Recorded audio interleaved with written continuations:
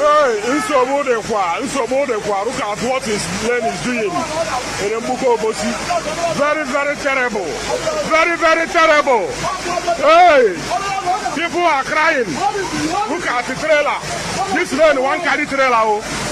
Hey, now wow.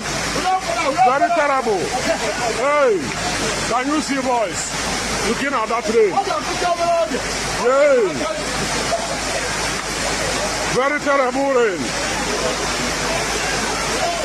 Too much. At Mgbuka Obosi market. Power line precisely.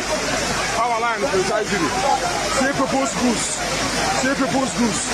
See what is happening. Hey, too much. Everywhere don't boss. See this trailer now.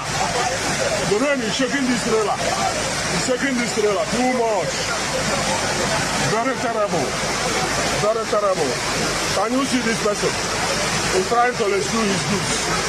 He's trying to rescue his goods at the Mgbuka Obosi. Very terrible. Hey, Soludo, come to their rescue. See people's goods. Rain is destroying them. Come to their rescue. Can you imagine? Can you imagine? See what is happening. See what is happening. Can you imagine? Very terrible. Change.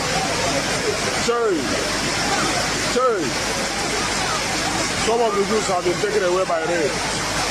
Very terrible. Very terrible. Can you see? Can you see the gravity of the lane? Hey. Nsogbu dịkwa. Ide mmiri eburukwa na mmadụ na Mgbuka o. Lekwa ngwaahịa ndị mmadụ.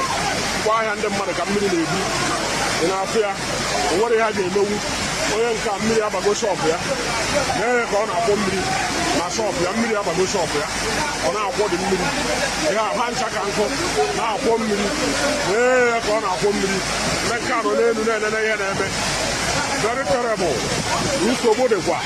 Onye nke a mmiri bụ orie ya na tebụl ya ndị mmadụ nyerezie ya aka na-egbokọ ngwaahịa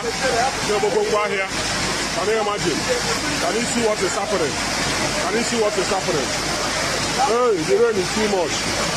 Dịka onye ọbụla cherekwa nọkwara n'ụlọ ka mmiri a wee ike izoche maka itinye okwu n'ilo kịta afọ anyị gbakwa sọrị itinye okwu n'ilo taa afọ anyị gbakwa sọrị ọ kakwa mma na iji nwayọ nọrọ ebe ị nọ mmiri a mesie iji nwayọ chọbụrụ ụzọ isi ana ime ka ime ngwa ngwa ọkwa